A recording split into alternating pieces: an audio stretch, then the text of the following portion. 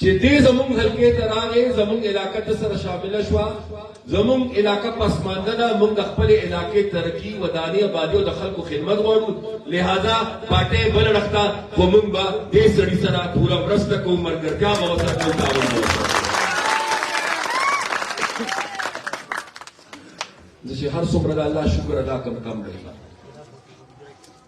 دا ډېر لوی اعتماد دی دا ډېر لوی عزت دی او د اعتماد سره او د لوی عزت سره دا ډېره لوی ذمہواري نن دلته زما دا وروڼه چې دلته ولاړ دي مشر باچا صاحب د هغه زامن چې وی چې موږ واپس خپل کور ته رالو بالکل ټیک خبره وکړه بالکل ټیک خبره وکړه دا د دې کور او دا د دې کور دی او دا به ان شاء الله د دې کور وي دا د ټولو پښتنو کور دی دا د پښتنو لوی کور دی البته زنن د خپل مشر او د خپل ورونو د خپل کور ته په واپسې ډیر خوشاله خو کله نکله الله تعالی په هر کار کې یو خیر او یو راز کله جدایي منځ کې راغلی وکنه نو جدایي راغلی و زما د مشر او زما ترمنځ زما د ورونو او زما ترمنځ ونن تش زما مشر او زما ورونه د کور ته واپس راغله نن الحمدلله بشمار ځوانان کشران د دې کور بچي زما ورونه الحمدلله د پښتنو کور ته راغله بلکې دلته اعلان وشو چې موږ د جهانگیر عالم نور شکریہ ادا کوو سلیم خلجی اور ذکر وشو چې دغه شکریہ ادا کوو گوهر خان زمارور دی دلته ولاړ دی گوهر خان ذکر وشو دلته کې د بابو صاحب ماته ویل شو چې هغه ډېر ستړی دی کړی د مقامی مرګرو په کوششونه کړې دي چې څومره خلکو په دې کار خیر کې خواري کړې ده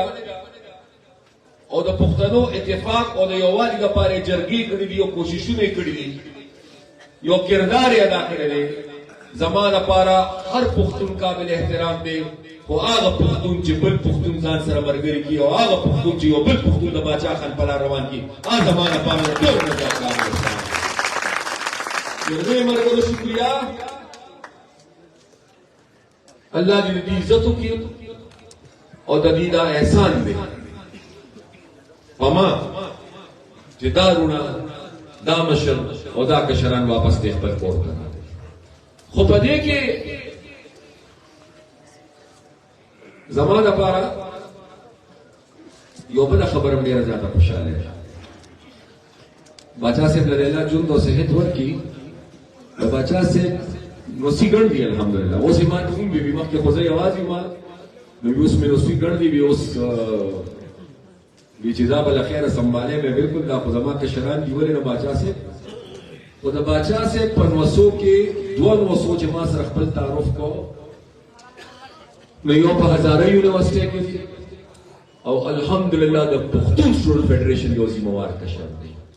او بل الحمدلله په عبدالولی خان یونیورسيټي کې دی او هغه د پښتون سټوډنټ فدریشن یو ذمہوار کشر دی نو زه ډېر په دې خبره خوشاله شوم یو په دې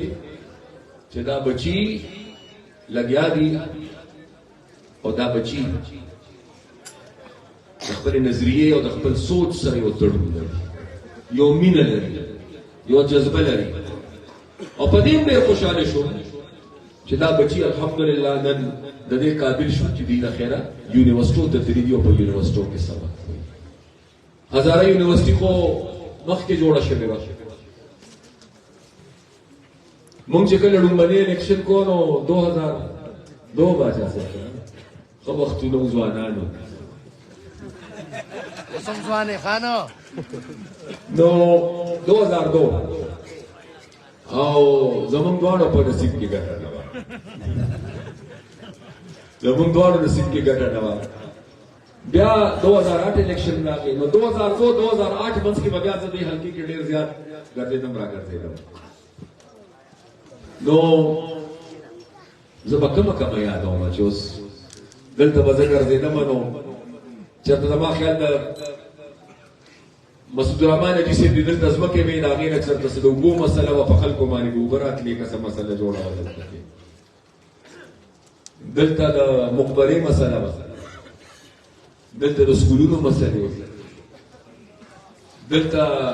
سړکونه بس نشته نوم جنازګاه مناسب نه وه بیا د هغې نه پس نوې آبادۍ شروع وخت سره سره چې کوم آبادۍ شوه هغې آبادي ته نه نکاسي وه نه لار وه هغه کورونو باندې چې به زه ګرځېدلم نو هغه کورونو ته مخې ته ډنډونه ولاړ اوبه به ورته ولاړې په ډېرو علاقو کې هغه وخت د ګیس مسله وه ډېرو علاقو کې اوس هم په دې 10 کالو کې د ګیس مسله جوړه شوې ده دا حالت او د هغې په نوم په کاغذ کې دا وه چې دا سټي مردان ښار دی د کمیټې حدود دی خو چې ډاګې ته به یې کتل نو تا ته به دې کې د ښار هېڅ اثر نه ښکاري ځکه چې کوم سهولت په یو ښار کې دستیاب وي هغه په دې ډاګې یونین کونسل کې نو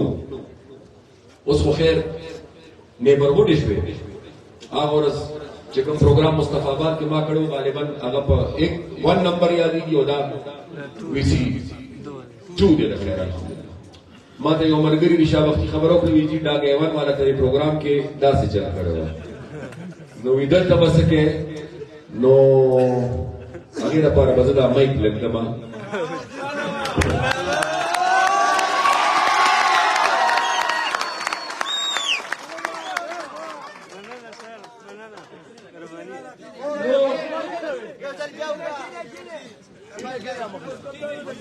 نو بیا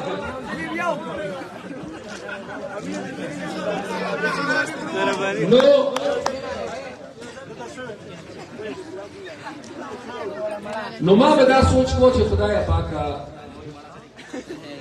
که زه د الیکشن کې کامیاب هم شم زه به ایم پی یم او د دې خلکو دا مسلې خو دومره دي چې ما که دا حل نه کړې نو زه خو به په بل الیکشن کې دوی ته ډېر ګوستر یم بیا به دوی نه زه ووک څنګه غواړم بیا به راځم دوی ته به زه ولاړ یم نو دوی به راته وایي چې ته خو دلته ممبر پاتې شوی نو دا حل زموږ وګوره نو مختلف سوچونه به مې کول هغه وخت نه تاسو ته پته وه نه ما ته پته یو الله ته پته 2008 کې چې تاسو زما په بکسه کې ووټ اچو نو تاسو هغه وخت په دې نیت ووټ اچو چې تاسو ایم پی ای منتخب کړئ داسې وخت خو د الله حکم او د الله رضا بل څه تاسو چې ووټ په بکسه کې اچو تاسو ایم پی ای نه منتخب کو تاسو صوبې را روان وزیر اعلی منتخب کو نو ما ته بیا یو موقع میله وشوه لکه چې زه هغه کورسۍ ته ورسېدلم نو بیا خو باچا صاحب مفتي څخه کیسه کوله دا ازمري ما سره د کشرانو خبرې کولې ته ضروري وکړل ما پوره وانه لرله خو بیا چې هغه کورسۍ ته زه ورسېدلم نو خو ماشاءالله الحمدلله بیا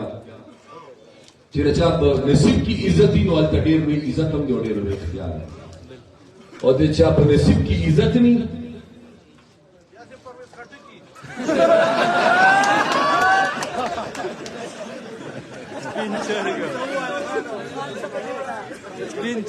نو نن سبا د دې لایف کوریج زمانه ده او چې هر ځل کله ناکله ظالمانو نوم یې تاسو والے او بیا هغه ګیلې ما پسې رالیږي چې تا بیا جلسې کې ما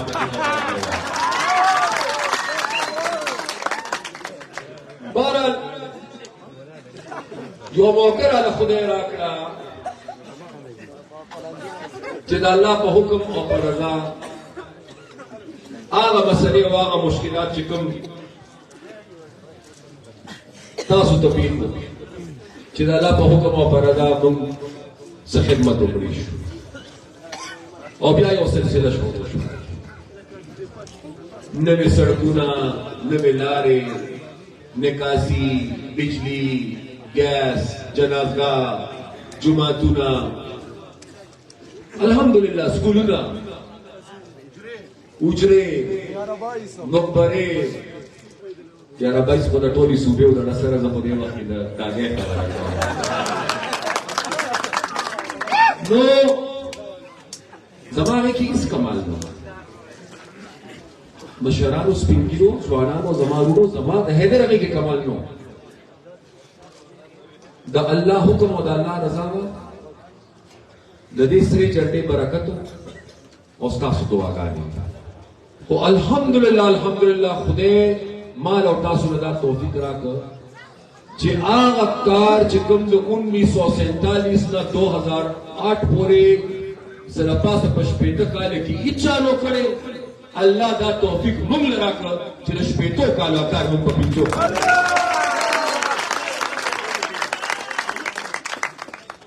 بیا د هغې نه پس چې کله الیکشن راغی نو پارټۍ هغه وخت کې ماته وایي چې ته به په زور چې کله زما د کابینې وزیران شهیدان کېدل ممبران مې شهیدان کېدل زما د وزیرانو بچي شهیدان کېدل زما کارکنانو ته دمکۍ ملاوېدې زما تنظیمونو ته دمکۍ ملاوېدې زما په ملګرو حملې کېدې کاش که هغه وخت هم تاسو د اواز پورته کړی وي خدای دې د هیڅ چا ته هیڅ قسمه ضرر نه رسوي خو کوم وروڼه چې زما نن دا ګیله کوي چې موږ سره ډېره سختي کېږي هغوی ته وایم خدای د هغې سختۍ نه وساتئ چې کومه سختي موږ لیدلې ده چې کومه سختي موږ لیدلې ده تاسو خو د آتش فلال د پولیس یو پرچه لیدلې ده د نیب یو نوټس هم لیدلې دی او یو دوه درې جیل هم لیدلې دا هغه خلک دي چې دوی ته جیلونه نه لیدلې دوی د جیلونو نه د خپلو خلکو جنازې روپۍ دا ازادۍ پته دی الله دې هېچا ته هغه سخته نه کوي چې کوم زما ملګرو برداشت کړې ده خو فرق تش دی چې ما هغه وخت هم چرې خپلو ملګرو ته دا نه ویلې چې ورشئ ورشه ته اور ورته کړې زما وینه تویده زما د وجود زما د ملګري زما د مشر وینه تویده خو ما خپل یو ملګري ته هم نه دي ویلې چې ورشئ په دې تاڼې باندې حمله وکړې په دې چونې باندې حمله وکړې او دې ملک ته اور ورته کړې ما چرې دا کوشش نه کړې چې زه خانه جنګي پیدا کړم ولې چې یو نقصان خو مې کېده نو بل نقصان دا تاڼې د چا دي دا چونې د چا ده دا ملک د چا دی دا وطن د چا دی او بیا پردي بچي ته به وایم چې جنګ وکړه نو چې کور کې مې خپل ناست کړي هغه جنګ ته وباسم او پردي بچي وباسم نو دا زما څنګه مشري شوه مشري دی ته نو بهرحال هغه سخته موږ برداشت بیا راغی 2018 کم کال راغی 18 یاره څه زبردست الیکشن اوف اوف اوف اوف ځکه چې مازدیګر 5 بجو پورې پکې د ډاګې انسانانو ووټ پول کړ د چیټ ډنګ ډنګ انسانانو ووټ پول کړ او د ماښام نه پس پکې د ډاګې او د چیټ ډنګ ډنګ پیریانو نمبر راغی نو دا اوس چې فریاد کوي نو تپوس ته کوم چې ولې مسره یارانه کوله ولې مسره یارانه کوله ولې په دغه لار سیاست ته راغلی ولې د خپلې بکسې په ډکولې ولې د هغې په مرسته ځان کورسۍ ته رسو چې د هغې په مرسته هم کورسۍ ته ځان رسو نو بیا انجام هم اونده کوي چې د ولس په مرسته کورسۍ ته راغلی وی بیا به دا انجام نو الله تعالی دې هر څوک د داسې حالات او ازمایښت نصیب او بهرحال